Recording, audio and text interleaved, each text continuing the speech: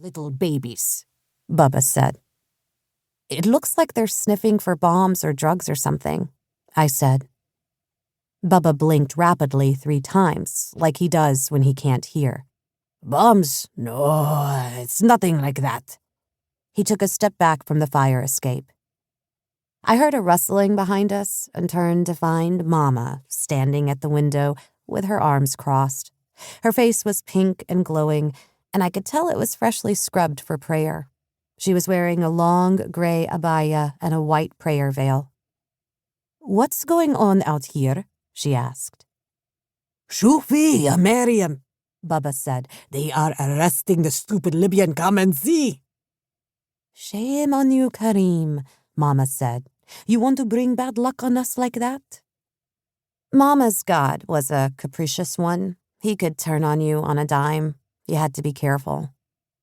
No, Amira and me just out here praying that God forgive the stupid Libyan sins, Bubba said, grinning at me.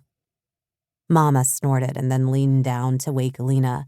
She removed the pillow from over Lina's face, and the lacy edges of her prayer veil brushed Lina's cheek. Lina swatted it away like a fly. Sabah khair, Yarmila, she said. Come and eat, she told us. It's almost dawn. Bay Ridge was about to fast for a whole month of 15-hour days. We would be one dry mouth, one rumbling belly, one pounding head. Mothers would wake at least an hour before dawn to make the suhoor meal, to scramble eggs and basturma in skillets. And when the children and the husbands finally woke up, usually with only a few minutes to spare, the mothers would stuff the mixture into pita halves so their families could eat more quickly in time to perform wudu and pray with the sun. It was your last chance to eat and drink and smoke and fuck and curse and gossip and think unkind thoughts until the sun set again in the evening. Bubba shuffled after Mama like a bad dog. Lina stood up and yawned, letting out a long moan. Mama made us a breakfast of hard-boiled eggs, mashed fava beans, and sliced tomatoes. We sat around the kitchen table, shoveling food sleepily into our mouths, letting bits of egg dribble down our chins. After we'd eaten, Mama stood sentry over us and watched us as we each downed 3 full glasses of water. I'm going back to bed, Lina said after she'd finished. Haram, ya benti, Mama said and grabbed the collar of her Wu-Tang t-shirt. The sun was creeping up the horizon, and we still needed to pray Fajr. Mama dragged the coffee table to the corner of the living room to clear space for the 4 of us to pray, all lined up. Then she brought us a basket of delicate white prayer scarves with edges like doilies. Lina and I each slipped one on, and then Mama pointed to the bathroom. We zombie shuffled over to it, purposefully knocking into each other as we went. Lina and I stood side by side in front of the bathroom sink.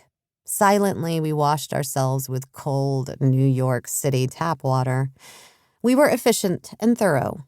In the name of God, state your intent to perform wudu. Wash both hands up to the wrists. Rinse your mouth 3 times. Clean your nostrils, breathing in water and blowing it out 3 times. Rinse your face 3 times. Wash your arms up to the elbows 3 times. Slick your hair back like an Italian mobster once. Wash your ears, wash your feet. Do you feel cleansed? Are you ready? After we had performed wudu, Mama wanted Bubba, our patriarch, to stand in front and lead us in prayers, but he was annoyed about being late to the shop. Bubba didn't like to pray.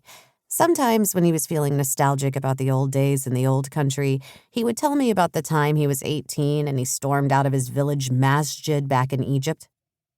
That stupid imam, he tell me, man, come from ball of clay and clot of blood, and I tell him, what? Are you stupid?